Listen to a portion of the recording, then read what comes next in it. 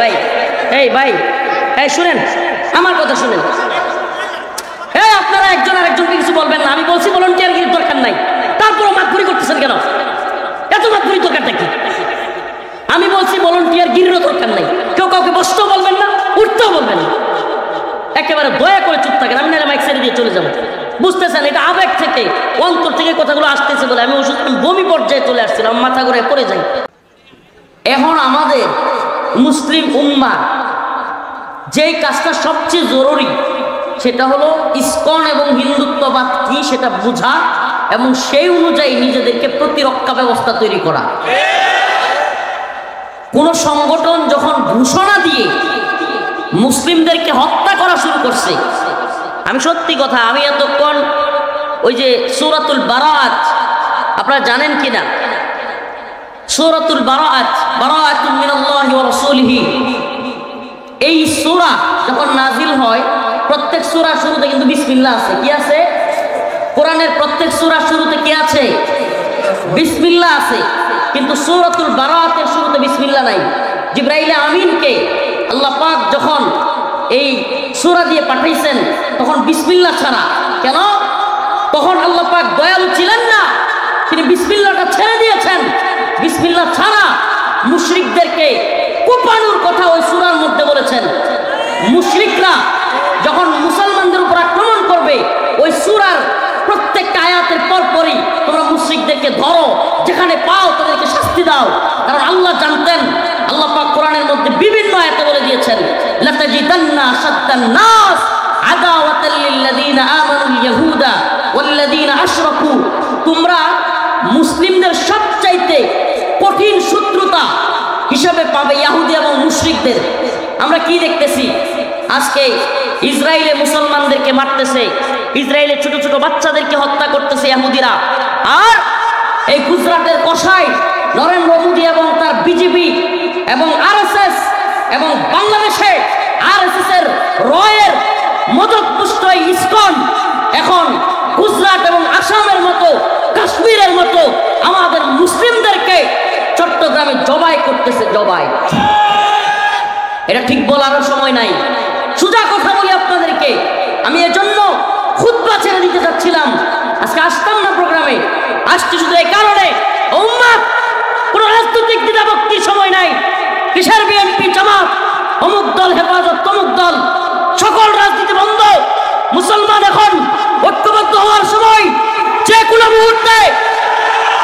মুহূর্তে এই হিন্দুত্ববাদী ভারত আমাদের উপর আক্রমণ করে বসবে। এই মুসলমানরা বুঝতেছেই না, তথাকথিত রাজনীতির নামে, তথাকথিত বিবৃতির নামে শুরু করছে বিভিন্ন ধরনের খেলা। রাষ্ট্রের নিয়ন্ত্রণ যারা নিছে কিংবা যারাই বসে, এরা আসলে রাষ্ট্রের চিন্তা করে না, দরদি না, এরা ইসলামের প্রতি ভালোবাসা এদের অন্তরে নাই, এদের বুঝার গভীরতাও নেই। যদি বুঝার গভীরতা থাকতো এরা বুঝার চেষ্টা করত।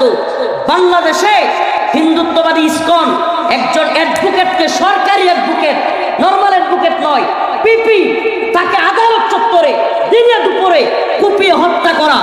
কি কল্পনা করতে পারেন? আপনার আমার নিরাপত্তা কোথায়?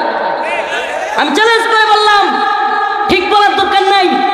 আগামীকালকে আল্লাহ না করো চট্টগ্রামে লালখান বাজারের সারা বাংলাদেশের অন্যতম একজন লোক, আমাদের উম্মাদের অতি প্রিয় রাহবার শেখ হারুন ইজহারকে যদি ইসকন কুপায় মেরে ফেলে কি করবেন আপনি? এরপরের দিন রফিকুল ইসলাম মাদানীকে যদি কুপায় হত্যা করে, এরা সশস্ত্রভাবে ছোট্ট ছোট্ট বাচ্চাদেরকে ট্রেনিং দিচ্ছে। এই চিন্ময় কুমার প্রভু নামের স্বামী, এই যে যেটাকে ধরছে, এই বদমাশ সরাসরি ওপেন লক্ষ লক্ষ জনতার সামনে ছোট ছোট বাচ্চাদেরকে পর্যন্ত মুসলিমদের বিরুদ্ধে লেলায় দিচ্ছে।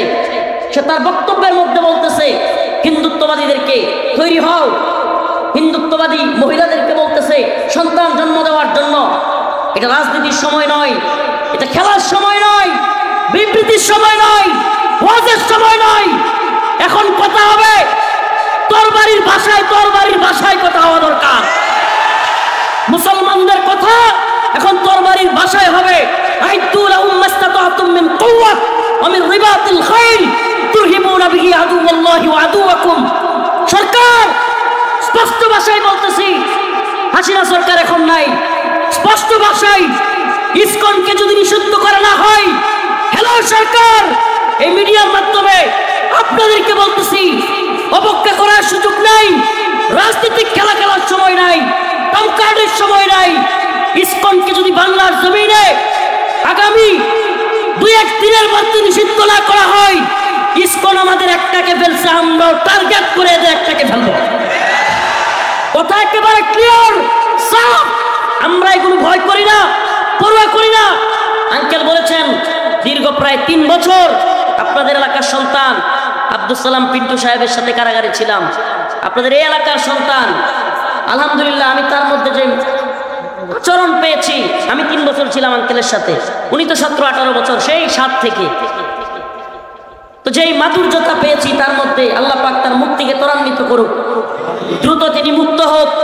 তার মধ্যে যে ভদ্রতা, আমাকে চাচা ডাকতো, সার্বক্ষণিক আমি একসাথে থাকতাম আমরা, চাচা বাতিজা। আমি মাঝে মাঝে মনটা খুব খারাপ হয়ে যেত গা, চাচা ওই আপনার ঈদের দিন এই ব্যক্তিটাকে খাবার পর্যন্ত দেয় নাই, পরিবারের সাথে সাক্ষাৎ করতে দেয় নাই, তো কান্নাকাটি করতো। আমি দইরা বুঝাইয়া রুম থেকে নিয়ে আমার রুমে আমার আম্মা খাবার পাঠাইছিল, ওইটা ঢুকতে দিছে, ওইটা খাওয়াইতাম, বসাইতাম এক প্লেটে, সান্ত্বনা দিতাম যে দেখেন আল্লাহ হাসিনারা এমন ধরা ধরবে যে আপনি চাচা কি ধরবো, সত্য শেষ, মানে হতাশ হয়ে যাইতেন, এত বছর হয়ে গেছে। তো আমি বলতাম চাচা হতাশ হইেন না, দেখবেন এমন ধরা ধরবে আমরা কল্পনা করতে পারি না, আল্লাহ কারে দিয়া ধরবে। সুবহানাল্লাহ, এটা আমি বলতাম চাচা আসলে আপনাদের সাথে গল্প করবে, আমি এভাবে বলতাম যে এমন ধরা ধরবে আপনি কল্পনাও করতে পারবেন না।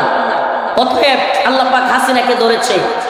এখন হাসিনার প্রেতাত্মারা নতুন করে ইসকনের মাথায় ভর দিয়ে, যুব সমাজ, যুবক ভাইরা, ভলান্টিয়ারগির দরকার নাই প্লিজ, বুঝতেছেন না, আমি খুতবা বাদ দিতে চাইছিলাম, আমাদের এখন বক্তব্যের সময় নাই, এই গতানুগতিক এই তথাকথিত ওয়াজ মাহফিলের সময় না।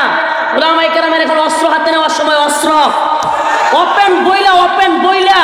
এজন্য রফিকুল ইসলাম মাদানীকে জেলে নেই, জঙ্গি বলে, এগুলো দেখার টাইম নেই আমাদের এখন সময় হয়েছে। হে মুসলিম উম্মার যুবকেরা, তোমাদেরকে আমরা ডাক দিচ্ছি, 10টা ইসকনের রয়ের দালালকে নামাইরা আমরা মরবো না ইনশাআল্লাহ।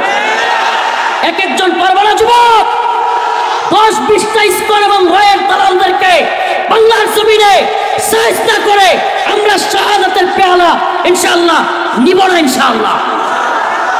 কি শুরু করেছে এরা বাংলাদেশকে গুজরাট এবং কাশ্মীর বানাতে চাচ্ছে, বিভিন্ন এলাকায় উস্কানি দিচ্ছে। হিন্দুত্ববাদীরা, হাসিনা গেছে তাদের পুতুল, এখন মাথা খারাপ হয়ে গিয়েছে, এখন যেমনে মন চায় তেমনে, একবার থ্রেট দেয় চট্টগ্রাম দখল করে নিবে, একবার থ্রেট দেয় বাংলাদেশ দখল করে নিবে, একবার থ্রেট দেয় বাংলাদেশে তারা হাঙ্গামা সৃষ্টি করবে, বিভিন্ন ধরনের থ্রেট দিচ্ছে। ও মুসলিম উম্মাহ, এগুলো কোরআনের কথা বলতেছি, কোরআনের কথা। যে আয়াত কারিমা তিলাওয়াত করেছি, আল্লাহ পাক বলেছেন লাতাজিদান্না আশাদ্দান নাস আদাওয়াতাল লিল্লাযিনা আমানুল ইয়াহুদ ওয়াল্লাযিনা আশরাকু। তোমরা মুমিনদের,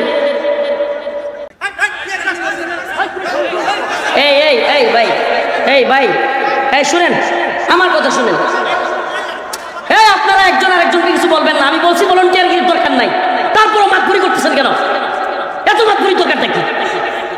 আমি বলছি ভলান্টিয়ারগিরিরও দরকার নাই, কেউ কাউকে বসতেও বলবেন না, উঠতেও বলবেন না, একেবারে দয়া করে চুপ থাকেন। আমি না মাইক ছেড়ে দিয়ে চলে যাবো, বুঝতেছেন? এটা আবেগ থেকে, অন্তর থেকে কথাগুলো আসতেছে বলে আমি বমি পর্যায়ে চলে আসছিলাম, মাথা ঘুরে পড়ে যাই।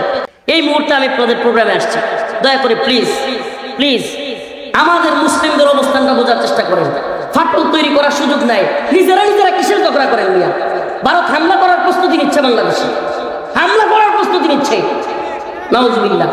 আপনি কল্পনাও করতেছেন না, আপনি মনে করতেছেন গতানুগতিক চিন্তা, কালকে তো খাবো, কালকে গরুটা নিয়ে হাল চাষ করবো, পরের দিন পোলাটারে নিয়ে চাকরিতে যাবো, পোলাটারে একটা বিয়ে করাবো, মেয়েরে বিয়ে দিব। না, এত সহজ না। যদি অচেতন থাকেন, কাশ্মীরের মতো, মায়ানমারের মতো অবস্থা হবে মুসলিমদের। কথা দিলাম, কথা বললাম, মনে করতেছেন না এই অবস্থা হবে না আমাদের। জোর আমরা সব জানি, কিচ্ছু জানেন না।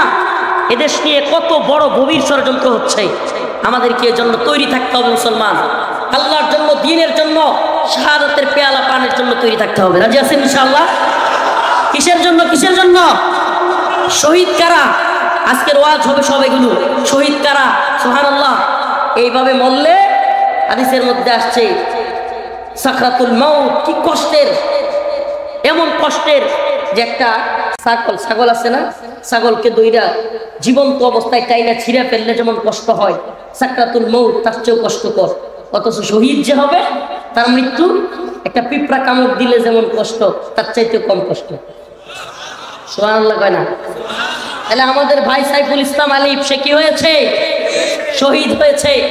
আমার ভাই সাইফুল ইসলাম আলিফকে যারা শহীদ করেছে, এই সমস্ত গুন্ডা পান্ডাদেরকে চিহ্নিত করে অনতিবিলম্বে গ্রেফতার করতে হবে। শুধু গ্রেফতার নয়, ইসকনকে বাংলাদেশ থেকে নিষিদ্ধ করতে হবে। ইসকনকে নিষিদ্ধ না করা হলে, কথা দিচ্ছি, আল্লাহ মাফ করুক, আমরা হাসিনার আচরণটাই এই সরকারের সাথে করব। আর হাসিনার আচরণটা যদি এরাও আমাদের সাথে করতে চায়, পারলে করুক, কিছুই যায় আসে না। কিন্তু ইসকনকে বাংলাদেশ থেকে নিষিদ্ধ করতে হবে। ইসকনকে দিয়ে বাংলাদেশকে ভারত নৈরাজ্য সৃষ্টি করতে যাচ্ছে। মুসলমান ইমানদার, নামাজের বয়ান, হজের বয়ান, যাকাতের বয়ান শোনার জন্য কিছু মানুষ বলবে হুজুররা ওয়াজ মাহফিলে এসে রাজনীতি শুরু করে। মিয়া, নামাজের বয়ান, হজের বয়ান আর যাকাতের বয়ান, দ্বীন ইমানের ফরজগুলো জানবার চেষ্টা করেন।